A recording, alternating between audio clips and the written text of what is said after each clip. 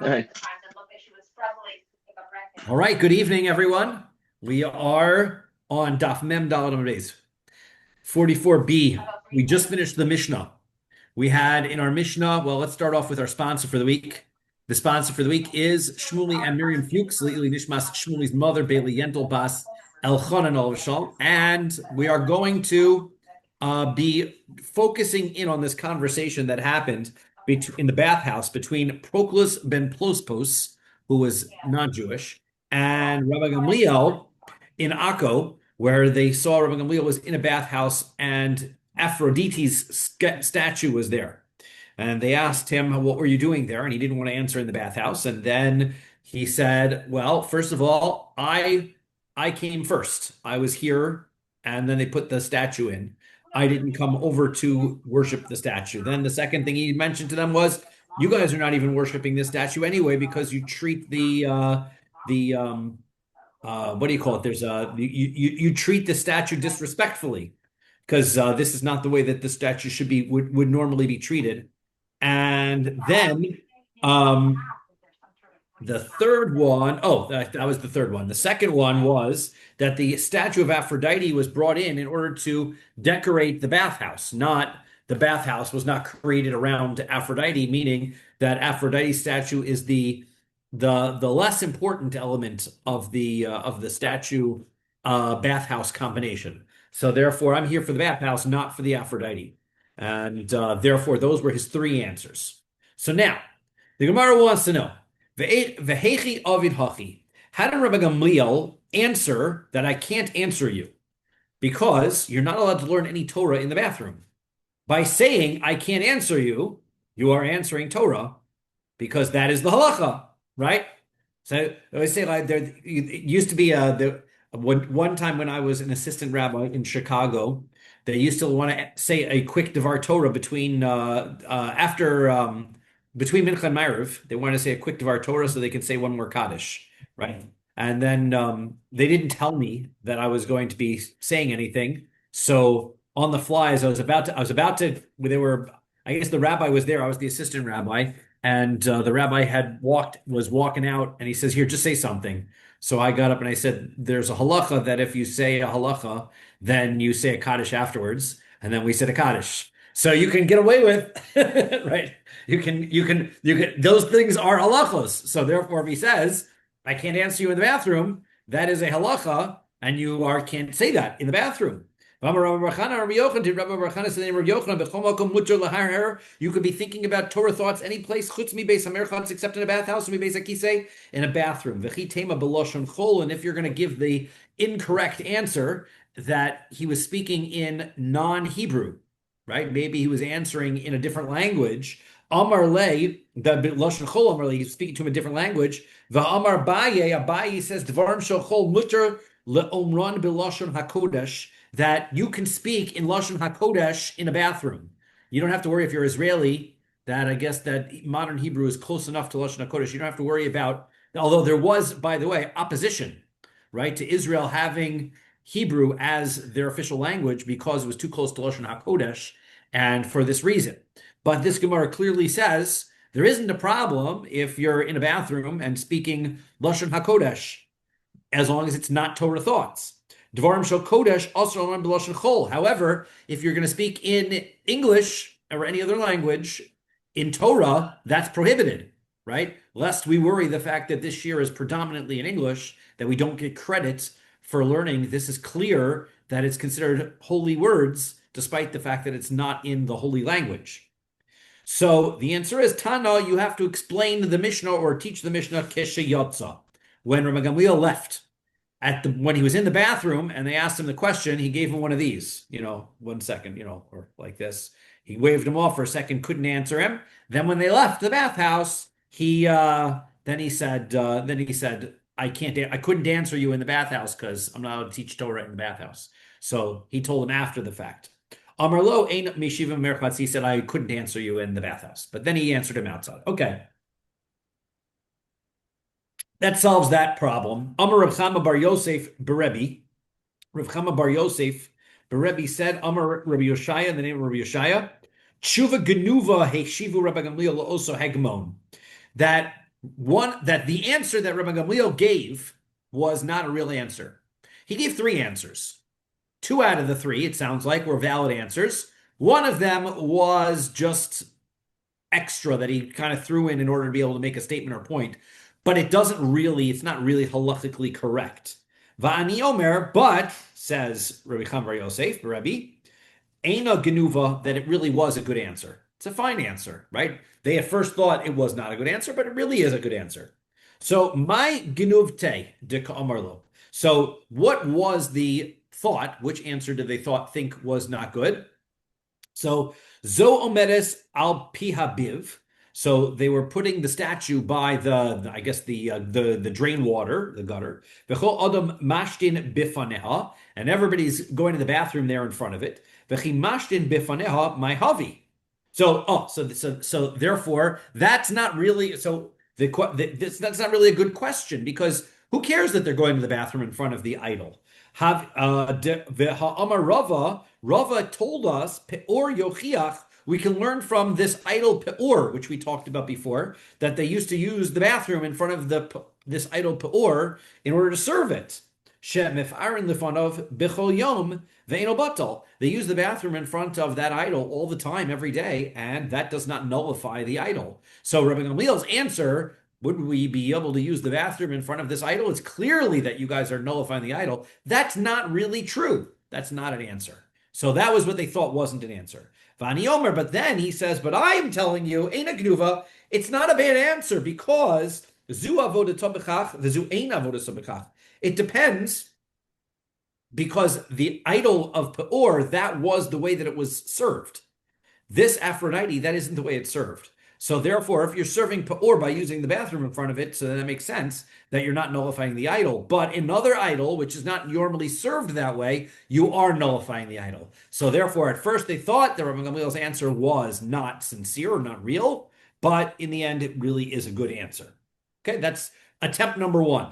Amar Abaye says, no, that wasn't the problem with his answers. Gnuvto mehacha. This is the not real, the stolen answer. Dik Amarle, that he said to him. Ani lo basi bigvula v'hi ba bigvuli. Remember the first answer Rabbi Gamliel gave him, that I was here first, right? First, I was using this bathhouse, and then they put the idol in, and so therefore, I'm not going to an idol's bathhouse.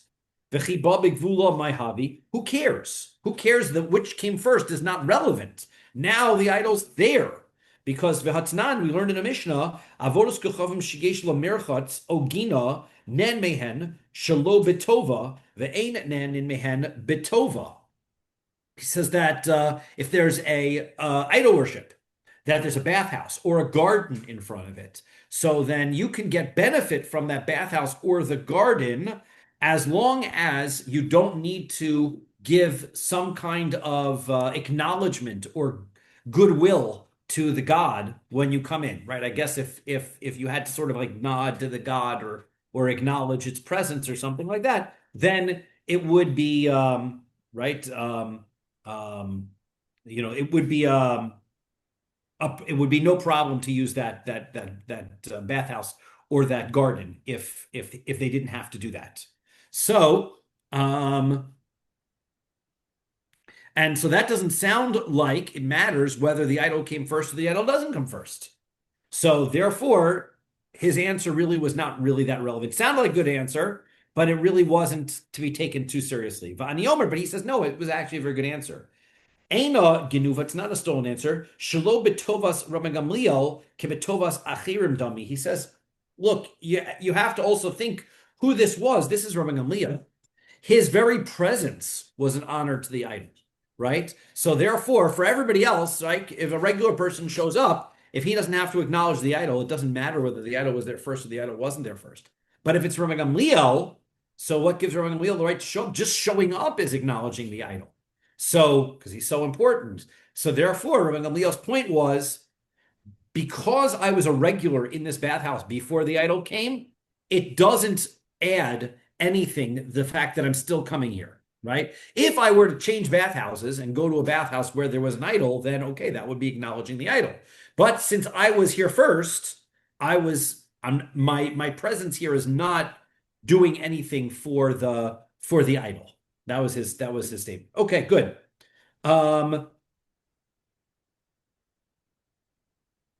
Rav Shimi Bar Chia Omar, Rav Shimi Bar Chia says, "Begenufta mehafta," and I'll tell you where the stolen answer is. Right, they're each taking a look at this Mishnah and they're giving their interpretation of this statement. Where's the stolen answer? From here, mehacha. Amar lo, he said to him, remember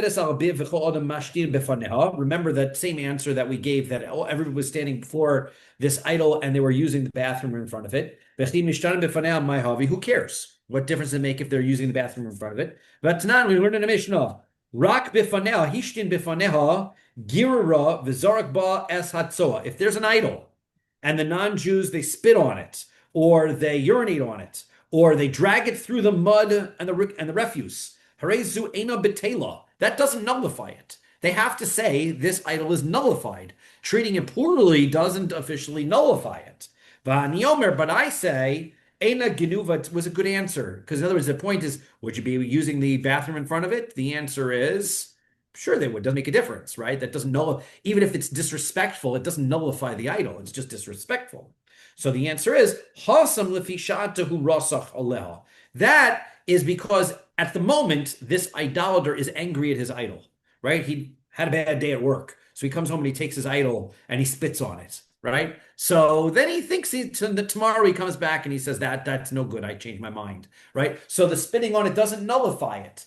However, the Hadar Mefayisla eventually he gets back into good graces and he makes up with his idol.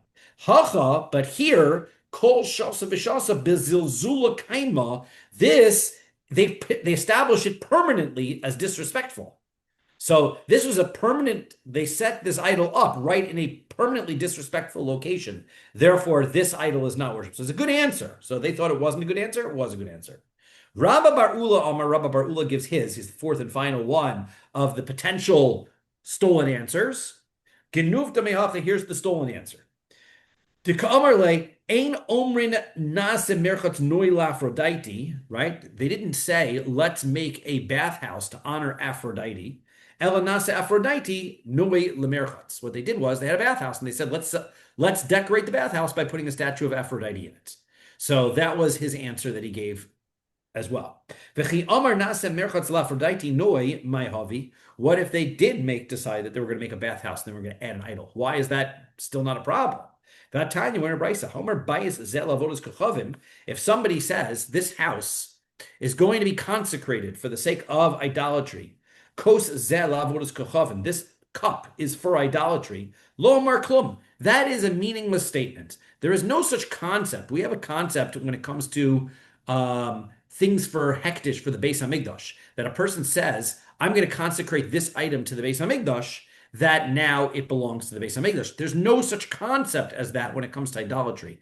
You have to serve it to the idol. You have to use it for idolatry in order for it to become consecrated for idolatry. Just simply dedicating it doesn't have any purpose or meaning. So therefore, if he would have had an idol and they would have said, great, now let's build a bathhouse and dedicate it to Aphrodite, that wouldn't make any practical difference, because it would not, even that bathhouse wouldn't be significant, wouldn't belong to Aphrodite. Just hang on, we're just going to get to the end. Shane hektish, there's no such thing as hektish for idolatry. But I say, Eina genuva, it's not a bad answer. Neidi turi lo mitzera noi miha ika. He says, that's not, you're right, it's not technically idolatry, but it is a decoration, right? And so therefore, treating it, it does enhance the Avodah Zara to be adding the bathhouse. So therefore, using the bathhouse might be adding to the embellishment of the idol, and it could be problematic. Therefore, his statement of the bathhouse was here first is important, because using the bathhouse never was designed to serve the idol. It was that the bathhouse was there first. The idol was there to serve the bathhouse. Okay, yes. Has there ever happened where there's Yidden who went to the bathhouse, not knowing there was idols in there hidden, and then after they came out, that's when they realized there were I'm idols pretty all sure over that around those it? kinds of things have occurred. That happened to me once. I was in a museum of art, not idolatry, but I was in a museum of art, and we were taking a walk through in Hartford, Connecticut. And as we're walking through, we found a sarcophagus with a mummy. in a museum of art for some reason. And the Kohanim had to leave the area very quickly because of the body that was there. And yeah, so sometimes you go into places and you presume that everything's okay and then find out that it's not afterwards. So I'm sure that it's happened to other people besides me. Aaron, yes. Yeah, I'm saying today in a lot of these spas, um, they use the Buddha statues as like a calm environment with the Buddha, and so it's the same type of thing. Probably so. That probably doesn't invalidate the spa, right? If you've got, No, because just they're not serving it, it's just for decoration. yeah, yeah, Yeah. same I idea, would, same I would idea. agree with that. I would agree with that. But ask your rabbi anyway. But I know that, for example, things like we asked the question, we used to take karate when I was younger, and you go on the mat and you bow down to the karate guy. Is that worshiping Avodah Zara and things? And the answer is no, that's not. That's more for you bow for respect of the other your That's opponent correct. or They your bow as a sign of respect, not or, as a sign of as worship. respect your sense as respect your sensei or your opponent or whatever it is. Correct. So that isn't the bow of worship. That's not a problem. So we have those kinds of things. Brian, I was going to say the Buddha is not a Bodhisattva. The Buddha was an enlightened being. Like the Buddha, in fact, it doesn't believe in. is that idol a Buddha? I mean, it's an enlightened being. He never claimed to be a god at all. He Well, so just if it's a claimed to be. likeness of a Buddha, right? I was always under the impression that the statue itself becomes the worshipped Buddha, right? It's not that it's not like they hang a picture of their Rebbe on the wall. Yeah, I don't know. I just the understanding I never did. The bowing for like martial arts is you're supposed to pour your knowledge into a. It's like pouring your knowledge into a cup. Both opponents do it, and they share. It's a way of sharing knowledge. That's There you go. So not a worship move. no. So yeah, I don't know enough details about the Buddha to be able Yep. to know whether that is idolatry or not. But I could do some quick online scans, find somebody who says something about it, I'm sure. So says the next Mishnah, Mem Hey Amid Aleph, very top. Hanochrim ha'ovdim es hehorim ves hagvos hein mutarin umashalein asurin. The non-Jews might worship a mountain or valleys. So those mountains or valleys are not prohibited. They don't become prohibited as idols, but things that go on top that they would, let's say they would coat the mountain with gold in order to make like a golden area, or that stuff that they add to the mountain can be idolatrous. Shenemar, the pasuk says, "Lo tachmod kesef v'zahav aleihem." Right? You should not desire or worship the gold or the silver that is upon these worshipped mountains. Rabbi Yosef Glili says, Elohehem al heharim v'lo heharim Elohehem. If you look at the pasuk says that when the Jews come into Eretz Yisrael, they're supposed to destroy the idols that are on the mountains. But that means that the mountains themselves are not their gods, right? Their gods are upon the mountains, not the mountains themselves. Elohehem al hagvaos, you have to destroy the idols that are on the gvaos, the hills or the valleys. So velo hagvos Elohehem, but they're not the gods themselves. Mipnei ma ashera asura. Why is an Asherah tree then prohibited? Because mountains and valleys and all of these kinds of natural wonders become potential for worship. Since they're attached to the ground, they're natural phenomena. They are not. They can't be idols. So why is a tree able to be worshipped? The answer is Rabbi Yossi says because there's a human element in a tree. Right? They have to be planted. They're not there from scratch. Trees get planted. And anything that a human being is involved with, even though it becomes attached to the ground, is prohibited. That can be an idol. Hang on, Yudah. We'll get to the end of the Mishnah. Rabbi Akiva says, Ani ovin ve'adon lefanecha. I am going to provide an explanation, and I'm going to explain in front of you, and I will explain as follows. Kol makom she'ata motzi har gavoa v'giv'ah whenever you see a tall, lofty mountain or a valley or a place like that, nas'a, nas'a, ve'etz ra'anan, or you've got a tree that is beautiful and on those places.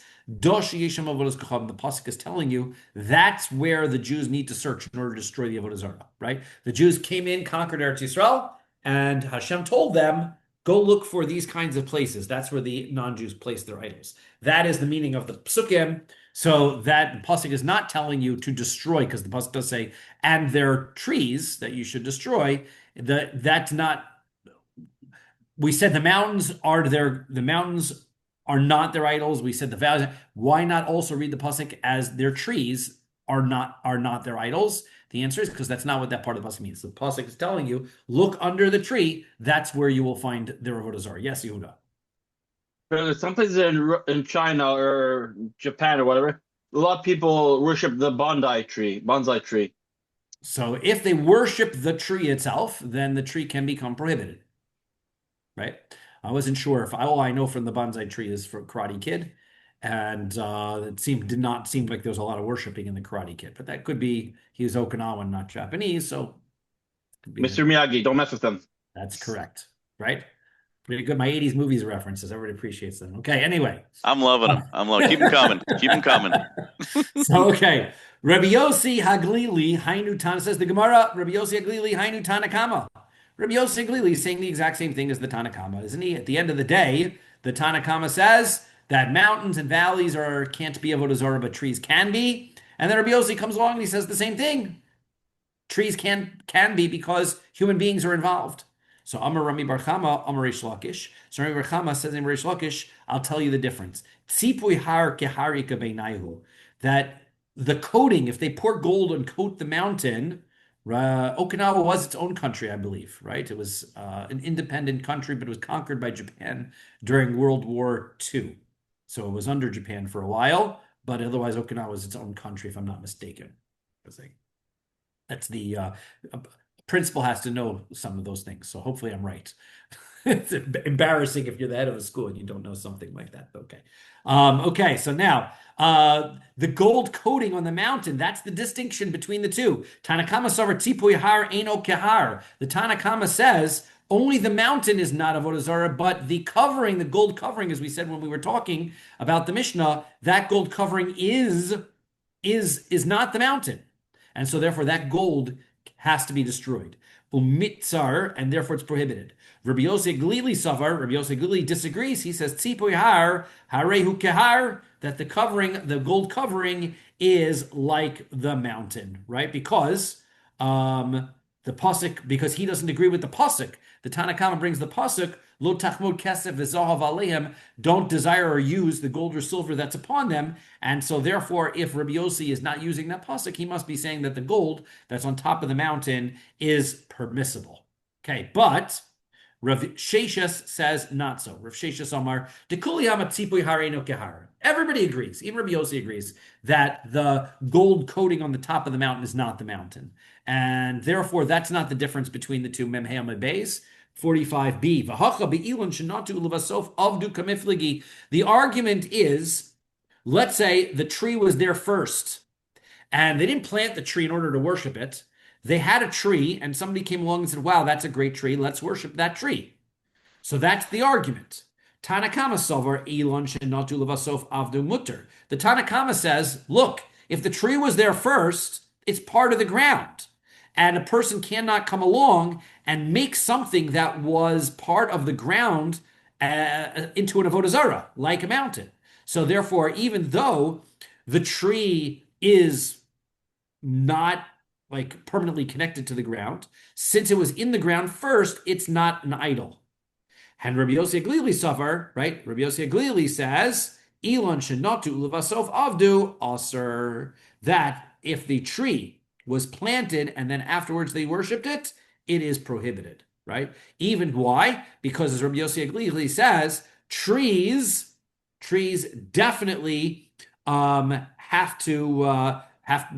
planted items, and so therefore they even become prohibited even though they were planted before they were worshipped.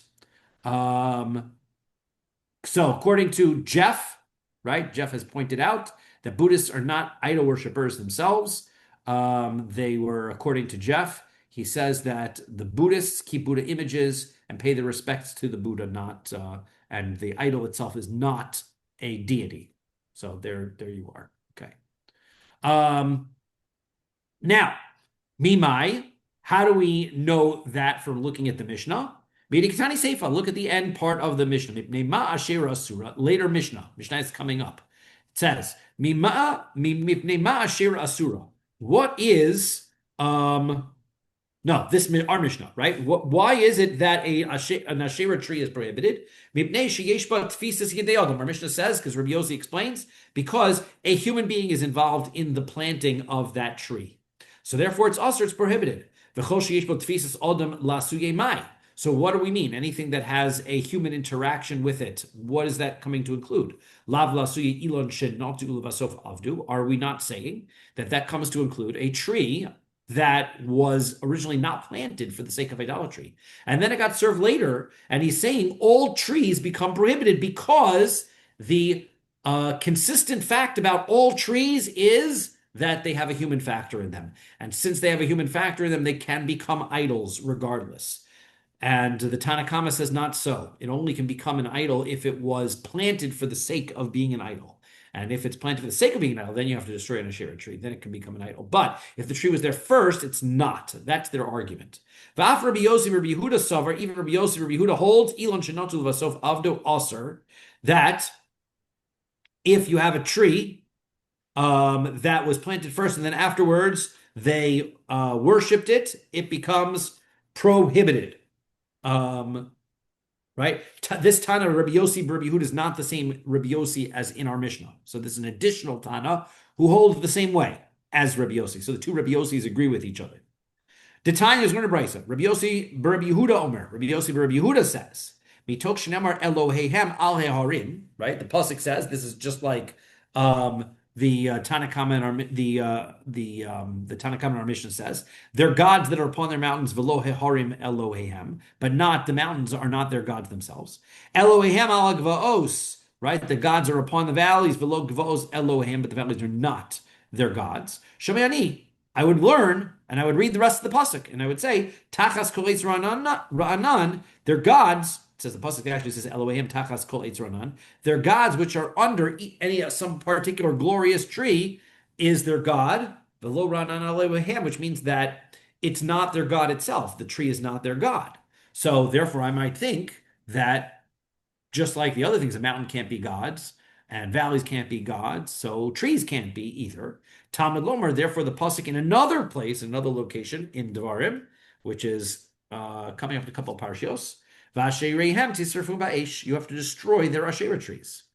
So that means that it can be a god, right? If you're destroying an Asherah tree. So how do you explain these two contradictory psukim? One pasuk says, sounds like it's implying that you cannot have an Asherah tree become a god. And then this one says that you have to burn them because they are a god. Elos, or rather, you have to interpret the underneath all of these glorious trees as Tachas Kol Eitz Ra'anan, Lamali. What is that pasuk for? Rabbi Akiva, he says that it follows what Rabbi Akiva says. Who does? Which comes according to tell me what Rabbi Akiva says. The Amar Rabbi Akiva says, Ani ovin va'adun lefanecha. Rabbi Akiva says, he said in our Mishnah, I am going to explain to you kol makom shatamotze har gavoa v'giva nas'a ve'etz ranan. Anytime you find these sorts of locations, high mountains, valleys, glorious trees, dash yesham avodas kochavim, you should know that that's where you can find idolatry. So you should go looking there, find the idolatry, and destroy it. V'Rabbanan, okay, so fine. Now the rabbis, v'hai v'asherihem tisrufum ba'esh mai of delay. What are they going to do with this pasuk that says that you should burn their Asherah trees? So the answer is, mi boy leili ilon shenatu mitchilu lekach. They say an Asherah tree that you have to burn is one that was planted specifically for that purpose, right? You planted the Asherah tree now as an idol. So that is the one that the Jews have to destroy. And the one that you don't destroy is the one that was planted first and then was worshipped afterwards. For Rabbi Yossi, Rabbi Yehuda, nami mi boy leilahachi. So Rabbi Yehuda, doesn't he also need it for that purpose? So achinami. So you're right. He agrees with that. Ella, ilon shenatu levasof avdu minole. He says, where do I know that a tree that was planted and in the end was worshipped How do I know that that is prohibited? Nafkale me v'ashrihem tigodeun. He says there's a pasuk that says you shall cut down their Asherah trees. Now, what does that mean? You're cutting it down, right? You cut their Asherah trees, not cut the whole tree down, but you cut the cuttings off of the Asherah tree. You have to destroy it. You have to burn it, right? Now all of a sudden you only have to cut the pieces off. What's going on?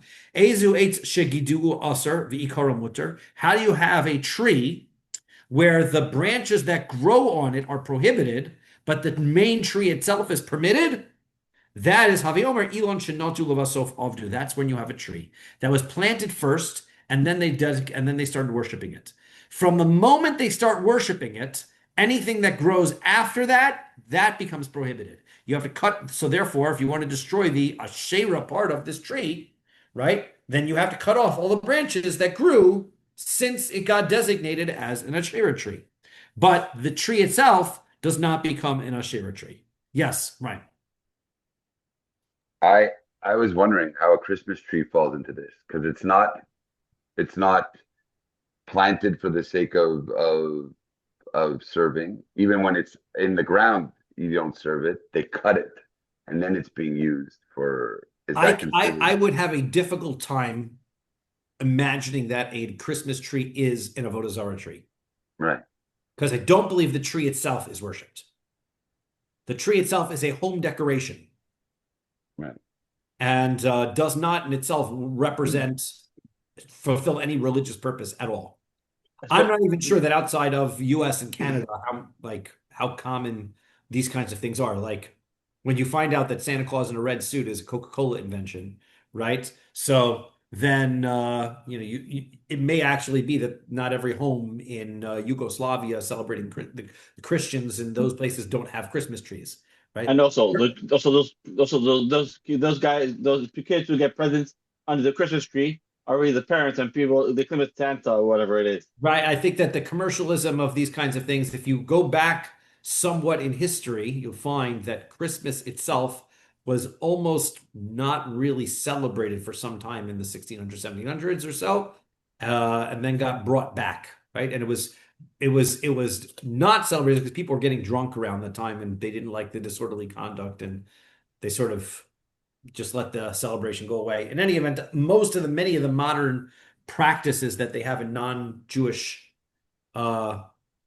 circumstances are not really idolatrous practices as much as they're commercialized practices. Although sometimes you have to start looking back and you find that there are actual real roots of idolatry in the practice.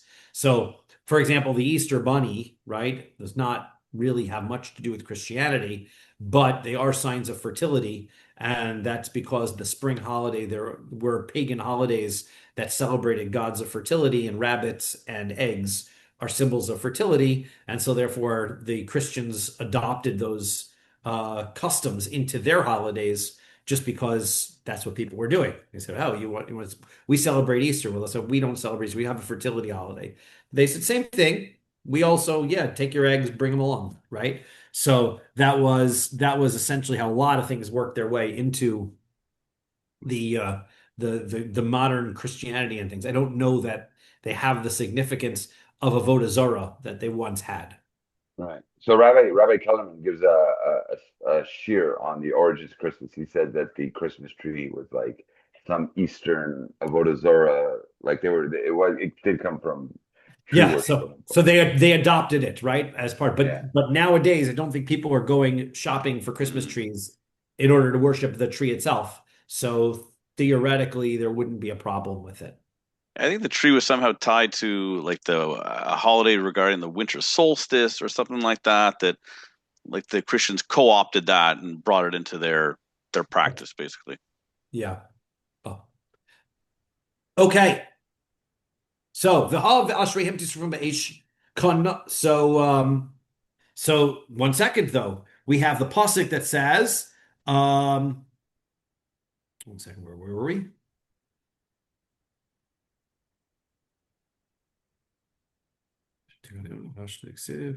So now it says right? That means that that sounds like you're going to now burn a tree that was worshipped.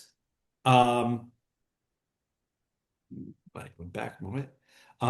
So Kanasivla Talmuda. So therefore, he mentions this pasuk. Rabbi Yossi Rebbe mentions in his words to tell you that a tree that was planted and in the end it was worshipped is prohibited.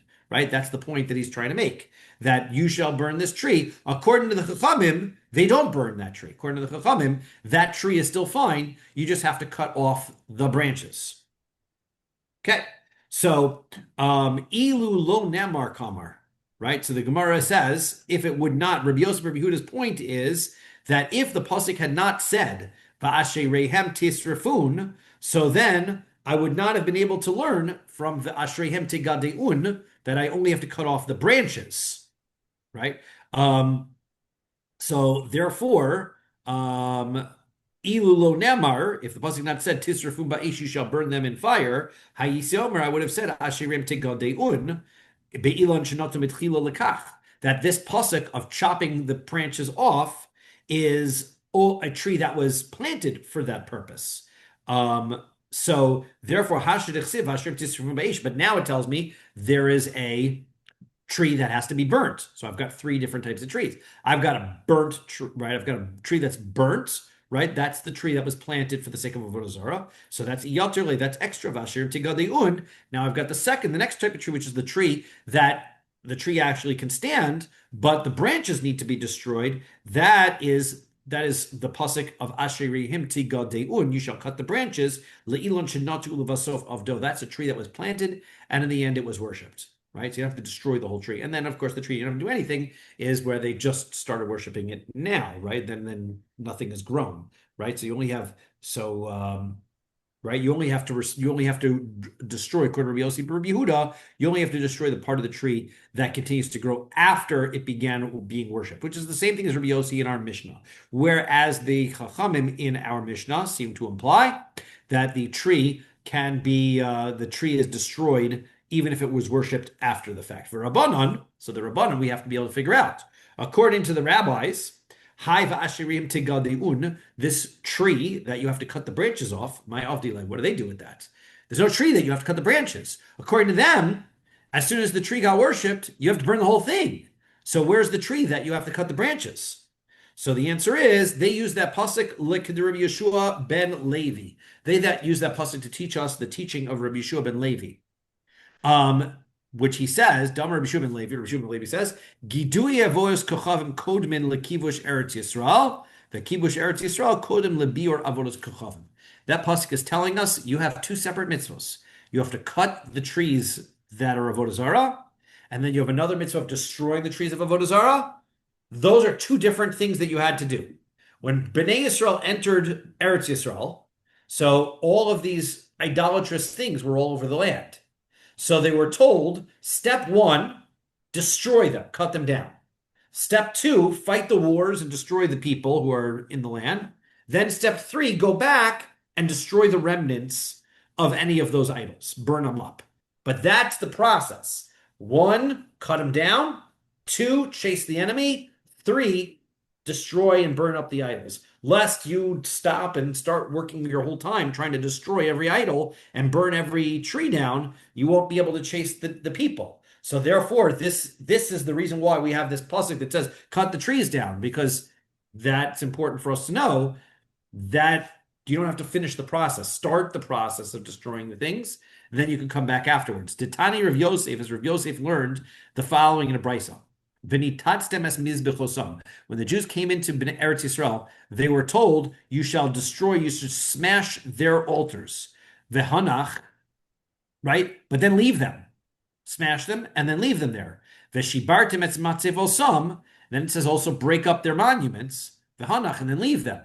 You don't have to burn them up. You don't have to grind them up. You don't have to throw them in the ocean. All of those things that you have to do, that's afterwards. The first thing that Bnei Yisrael had to do is just destroy them, smash them, and then leave the ruins. Take care of the other business, fight the war. Then afterwards, you can come back and destroy everything. V'hanach sal kadaitach. You should just leave them there. What does that mean? Pasuk says that you should smash them and leave them there. Sreifa boy, they need to be destroyed. They need to be burned. Right? Pasuk in Dvarim says, next week's parsha, Psilei Elohim tisrufim ba'esh. Their idols you're supposed to burn in fire. So Amar Rabbi Yehuda, so Rabbi Yehuda explains, Redof First chase the enemy, then go back and burn everything up, right? That's the purpose of that pasuk. So, okay, now, if the Chachamim are using that pasuk about cutting the trees down in order to establish that there's a process, cut the trees down, chase the enemy, then go burn everything, then you got to go back to Rabbi Yossi Bar Yehuda. Rabbi Yossi Bar Yehuda used the tree cutting down pasuk to tell me that I don't have to burn up a tree that was planted first and then worshipped because I could just cut the branches off. So Rabbi Yossi Bar Yehuda, Haisvar Minele, if he's already used that pasuk for a different place, so then how does he know that you're supposed to have this process? That you're supposed to cut trees down, leave them, and then come back and burn them later? So the answer is Nafgale Abed Ta'abdun. He learns it from the fact that the pasuk says that when you're supposed to destroy the idols, it says, you shall surely destroy them. Double language, Abed Ta'abdun. But he explains it not as you shall surely destroy them. He explains it as Abed, first destroy them, V'achar kach ta'abdun, then go back and completely destroy them. It's a two-step process of destruction. Smash it, then come back later and completely obliterate it. Now, why don't the Rabbanan use that? That's a great answer. For Rabbanan, Hami baile la'oker avodas kachavim shetzarich lisharesh achareha. The Rabbanim say, no, you know what Abein Ta'abdun? When you have a double language, it means to do so completely. It means that you have to completely uproot the idolatry. You're not supposed to just destroy what's on the surface. You got to dig underground, get to the root of everything that's in there, and pull all of that idolatry out. Okay? Rabbi Yossi Bar Yehuda l'shorish achra minole. So where does Rabbi Yossi Bar Yehuda learn the idea that you've got to go digging up all of the remnants of the idolatry and destroy it? So the answer is Nafgale. He learns it from Ve'ibadetem es shemam min hamakom. You have to destroy their name from that place. You have to destroy all of the idolatry, the name of the idolatry, completely uproot it. Okay, but the Rabbanon, hahu lichanos lo shem. Rabbanon say, you know what that pasuk is for? That pasuk is to tell us to give names, derogatory names to Avodah Zara, right? We don't use the term, right? We're not going to say Buddha. We're going to call him I don't know, whatever, Shmuda or something. I don't know, make some kind of derogatory name in order to embarrass the idolatry. Right? Titania, as we learn in a brisa, Rabbi Eliezer says, how do I know that when you're going to uproot idolatry, that you have to be able to dig it out completely? Talmud Pasuk says, you shall destroy the. Very good, Jeff. That's perfect. Buddha becomes Bana. That is exactly the point of the Gemara. That is exactly, couldn't have done better. Beautiful. And as we're going to see in the Gemara, he says, you should destroy their name. Amar lo Rabbi Akiva. Pasuk said, Rabbi Akiva says, V'halo kvar nemar. The pasuk already says, Abein Ta'abdun, you shall surely destroy them, which means to completely uproot them. Im kain matam lomar v'ibadatem es shemam min hamakomahu. What does it mean to destroy their name? Lichanos la, shame, to give the idolatry a derogatory name, right? You have to be able to name it some kind of derogatory thing in order to destroy its remembrance, its name. Okay, so here's an example. Yochel l'shevach. You might think that you can give it a acceptable, nice nickname. So l'shvach salkadait. What do you mean? Nobody's giving the idolatry a nice nickname. That's not what we can't be mean. Ella yochel lo l'shvach v'lo l'gnai. Rather, what we mean is you might give a name that is neither positive or negative, like my nickname, Shmuda, right? So that doesn't mean anything. It's not positive, it's not negative, it doesn't mean anything. So therefore, Talmud Lomar, Shakis Tishaktsenu v'Sa'iv Tisavenu, the idolatry shall be disgraceful and disgusting, like a creepy, crawly, disgusting creature, right? It should be appalling to you. So therefore, Kicherimu, because it is supposed to be completely prohibited to you. So what are we supposed to do, for example? They give a couple examples. Hayu korin osa base galia.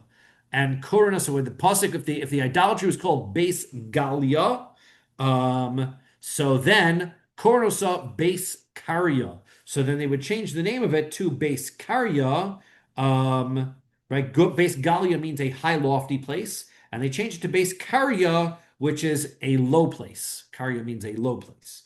Ein kol, it was called the eyes are upon everything, and they changed it to ein kots, its eyes are a thorn, right? So you have to be able to change it some kind of a nickname that's negative, which is like what Jeff gave. Bana is a perfect example.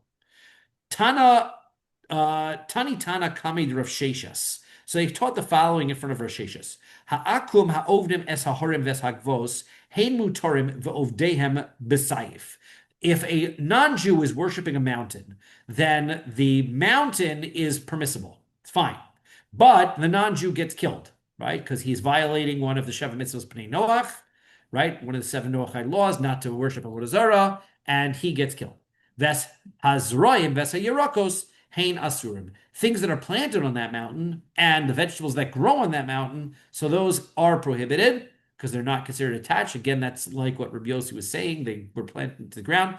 Ve'ovdehem b'sayif. If you worship those vegetables, so then the people get killed and those items get destroyed. They're not considered attached to the ground, so those items get destroyed and the people get killed. Da'amar lach money. So we said, who is this opinion? Rabbi Yossi Bar Yehuda. This is Rabbi Yossi Bar Yehuda, as we said, because he holds that plants are not considered attached to the ground. So, if the plant was there first, and then they went in to worship it, so then it's prohibited. So,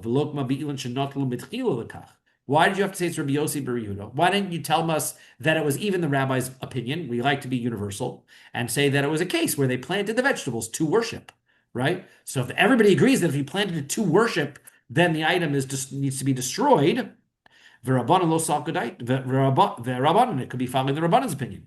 Lo salkadaitach. Don't think that way. Diktani, because then it says dum yedahar. It's talking about similar to the mountain, meaning just like mahar shelo natu mitchila, just like people didn't put that mountain there, lekach for this purpose to worship it. Av hainami shelo natu mitchila. So to the vegetables in the second part of the brisa also were put there for the sake of worshiping. And so therefore, nevertheless, according to this brisa, you have to destroy those vegetables. That's Rabbi Yossi Bar Yehuda's opinion, who holds that you have to destroy anything that's a vegetable tree that becomes worshipped after the fact, right? Because whatever grows afterwards has to be destroyed. Whereas the Rabbanan would say, no, it doesn't. Okay. Itmar. Let's go back over what we said. Avne harsh nedaldalu bani. So if you've got stones and they were quarried out of a mountain that was worshipped, right? So b'nei Rabbi Chia v'Rabbanan, the children of Rabbi Chia Rabbanan, chad amar asuros v'chad amar mutaros. One said those stones that are quarried out are okay to use, and one says they're prohibited to use. Okay, my time demand amar mutaros. What is the reason why one opinion would say those stones are permissible? Kehar, because they're like the mountain. Just like the mountain is not human made, so therefore it is not going to become a subject of idolatry. So to the rocks, we're not created by people. They're shaped by people, but they're not created by people. And so therefore, they should be permitted. Yeah, but what about the fact that the mountain is attached to the ground? These stones are no longer attached to the ground. They got cut out of the mountain. So the answer is behema tochia. An animal will prove that that's not the case. That if an animal gets worshipped as a deity, as a god, the animal itself does not become prohibited as Avodah Zara. Now, don't get confused. If the animal is sacrificed as worship towards an idol, the animal can become prohibited in Hana. But if the animal is like, let's say you're in India and they're worshiping the cow, so then the cows are still kosher and you can still eat them, you can still get Hana from them, right? That because the cow, being natural, not created by people, cannot become idolatrous. And it's not attached to the ground. Yes, Yehuda.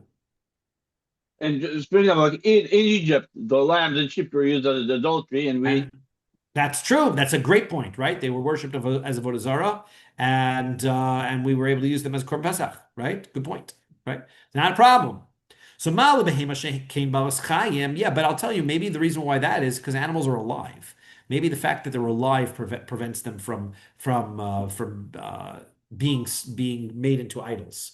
So Har Yochiach, I'll show you the mountain. The mountain's not alive, and it can't be turned into. So therefore, we have a logical deduction that works as follows. Whatever, we need to be able to take a look at two different items that have the same law. Item number one, animals. Item number two, mountains. So we're going to take a look and we're going to see what do they have in common, because whatever we know, all we know that they have in common is they cannot be consecrated and turned into Avodah Zara. Whatever makes them dissimilar becomes irrelevant to the issue of being able to become an idol, because clearly they both have that in common. So just because one is attached to the ground, one is not attached to the ground, that's not relevant. One is alive, one isn't alive, not relevant. What is relevant? And that is v'chazar adin, lo rizeh k'rizeh, v'lo rizeh k'rizeh. We're going to say that they don't have the same qualities. Hatzad hashovish, you know what they have in common? She'ein behen tfisas yedei adam. They're natural. They were not designed. They were not made by people. Mountains are not made by people, and animals are not made by people. That's the thing that they have in common. And therefore, since they have that in common, that's the factor that makes it so that they can't be consecrated as an idol. Hence, they're mutter, they're permissible. So therefore, so therefore, we are going to have to conclude that anything that has that same category, that's in that same category, an item that's natural, also can't be consecrated as a god. Therefore, the rocks from the mountain, even though they're separated, since they're natural, can't be made into a god. That's how they're trying to prove. Yeah, but shekain lo nishtanu mi briyasan. Yes, Brian, we'll explain that. Just to clarify, a tree that wasn't planted by a person. Just to go over it. Yes. So that was our argument between Rabbi Yossi. Right? That was our argument, right? One opinion said that if it was not planted for idolatry, somebody came in and worshipped it later, that only the new branches would become prohibited. And the other opinion said, no, the whole tree becomes prohibited because trees are in the category of something that does have human intervention to it. Right. Okay. That's what I just wanted to. Right. So now, maybe though, you know what mountains and cows have in common? That they are natural, right? They're natural shape. Rocks being carved out of a mountain are not natural anymore, right? They've been carved, they've been removed. So now that humans have gotten involved, maybe that makes them different. So, okay, Ella, so that's not going to prove it. Ella osya mi behema baras mum umehar. We're going to take an animal that has a blemish on it. No animal can become an idol, even if the animal has a blemish on it. Now, what does an animal have a blemish on it mean? That means that the animal has been marked or changed in some kind of way from its natural form. So despite the fact that the animal has been changed and marred in some way from its natural form, it nevertheless remains unable to be turned into a god. Therefore, the rock, which is marred and changed in some way from its natural form, also is still permissible and does not become an idol. Right? V'inami behema tama ume ilan yavesh. Or I can say, okay, let the regular person, but let's choose a dried up tree, right? The dried up tree, potentially, as we said, that if it was a natural tree, then that tree could not become an idol, right? Because it was there first, so there can't become an idol. And even though it is blemished in some sort of a way, nevertheless, that does not disqualify that from that rule. Now, according to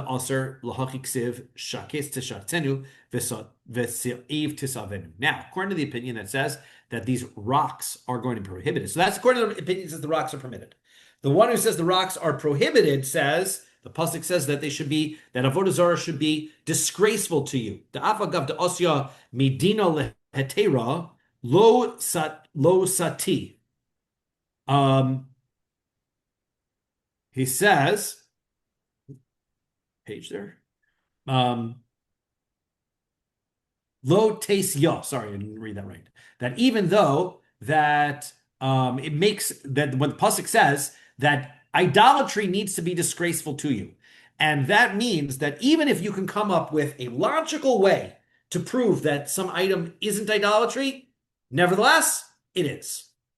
So therefore, even though we just went through and we said there's this whole logical way of deducing the fact that stones shouldn't be idolatrous, this pasuk comes along and says, ignore that logic. The rocks are prohibited. Don't use the rocks. That's what the pasuk is telling us. Okay, so those are the two opinions. One says the rocks are fine. One says the rocks are not fine. Tistaim debnei Rabbi Chia desharu. Maybe let's make a conclusion that Rabbi Chia, the sons of Rabbi Chia, are the ones who said that the rocks are permitted. Deboy Chizkiah, because Chizkiah asked the following question. Chizkiah was one of the sons of Rabbi Chia. So he asked the following question. Zakav beisa lishtachavos law. Let's say a person stands an egg up and he says, I'm going to, puts it on a pedestal and he says, let's worship that, right? So, Mahu, what is the halacha? Kasal kadaitach lishtachavos law. So, vehishtachav. We think that we're going to say that this is talking about a circumstance where they said not only let's serve it, but they did serve it. They actually bowed down to it. The kami boile, and he was asking the question, Hai zekif sa ihavi maisa ilohavi. Is standing up the egg, putting it in a particular position, is that changing it? Is that human intervention? Is that enough to be human intervention? Right? Well, it's like if you if you tape a banana to the wall with duct tape, right? Does that become art, right? So if you put this egg and you stand it up, does that become an idol?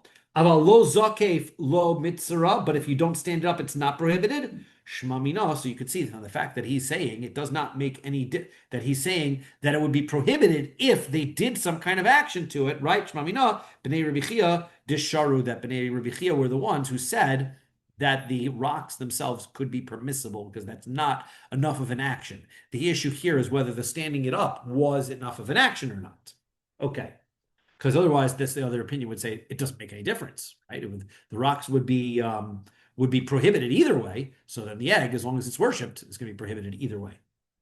Okay, so the Gemara says, no, that's not really true. The Olam Emalach b'nei Rabbi Chia, the Osritz Rabbi Chia's opinion that the children of Rabbi Chia were the one who said prohibited because the Shachava lo afa gav de lo zakva asura, that if he bows down to it, because this is the circumstance, if he bowed down to it, even if he didn't, this opinion is saying that if he bowed down to an egg, the egg is prohibited, regardless if he didn't do anything to it.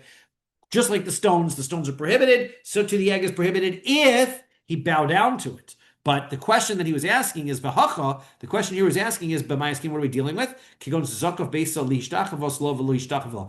They set up the idol they set up the egg to be worshipped, but nobody worshipped it yet, right? The question is when you set it up to be worshipped, is that enough to turn it into idolatry, or do you actually need somebody to serve it or not? Now, uleman, whose opinion was Chizkiah worrying about this? Ilaman damar avodos kocham shel Yisrael asura miyad. Asura. Look, there's two opinions that we're going to argue about this in a Gemara later on Daf Nun Aleph Amud Beis, right, next week.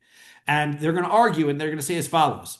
Let's say I've got a non-Jew, right? Let's say I've got a Jewish person's idolatry. And as soon as I make the idol, so it becomes prohibited immediately. I don't have to serve it. It becomes prohibited immediately. So then this egg, as soon as he stands it up, becomes prohibited immediately. Ilaman da'amar ad shetiyavid, according to the opinion, it says, no, it's not prohibited until you worship it. Halopacha. So then he stood up the egg, but he didn't worship it. It should be permitted.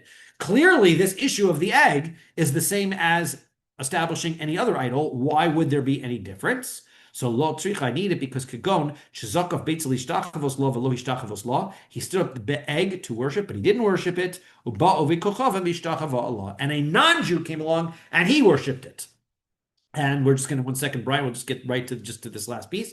Kiha damar Rabbi Yehuda Shmuel, like that this statement that Rabbi Yehuda said in Shmuel, Yisrael zakaf levena. Let's say a Jew sets up a brick and he turns the brick on its side, right? And he stands it up and he says, Lishtachavos, this is the idol. The brick, sideways brick, is our new idol. A non-Jew comes along and he says, great, and he bows down to it. Asura, it becomes prohibited. So now, here's his question. A brick has a long end and it has a narrow end. Very clear. It's got a long end and a narrow end. Therefore, turning it on its side is establishing some kind of clarity that this is set up for that purpose. Okay? Aval beitza, but an egg, lo. There's no real clarity if the egg is turned sideways or this way or that way, whether the egg is set up for idolatry. So therefore, maybe that's not setting it up, right? The question is, how does he have to set it up in order to turn it into an idolatry? Turning an egg, is that enough of a setup? Turning a brick is for sure a setup. Oh, Dilma, Loshno, or maybe it makes no difference. Bricks, eggs, same thing. Turning it on its side is a significant action of setting it up. And so therefore, that can create the problem. Brian, you had a question. Oh, we're going to say take. We do not have an answer to that last piece. What about this egg? I was Yes. just saying, if is it human intervention, human ability to do it that creates it to be Avodah Zara, or that we just don't, meaning like the sun and the moon, we can't have actual human intervention in. So therefore, does that not qualify as Avodah Zara? Or is it like just that we can, in terms of us getting or not, I don't know. It seems to be an egg can be worshipped regardless of the fact that it doesn't have human intervention. Right. Mountains and valleys and rivers and streams and big pieces of nature seem to be the exception to the rule. I don't know if you take an egg and turn it sideways, that's where the argument is, whether that's enough of a establishment of a being idolatrous. Right. Okay. Somebody bowed down to an egg. Whoop, I'm just keep shaking the table. If somebody bowed down to the egg, that would for sure make it an idol. Right. Okay. All right. Thank you. Right. And stars and skies and all of those things, the heavens, sun and moon, all of that is for sure idolatrous and problematic, although you don't destroy them, right? So there's a difference also, as you said, there's a difference between saying bowing down to it is prohibited and the item needs to be destroyed. We have no obligation to destroy the moon. Jeff, very good. That's a great relief. Right? We have no obligation to destroy the moon. Just like I would say that's probably is the answer. Is it probably exactly the same thing, right? I don't have to destroy a mountain. I don't have to destroy any of those kinds of things because they were established beforehand, naturally, before they were worshipped. And therefore they are not for worship. Thank you, Rabbi. Okay, this is a good place to stop. Beautiful. Excellent. Yesher koyach. All right. Thank you, very Rabbi. much. Thank you, Yeah. Rabbi. Remember, bye, Rami.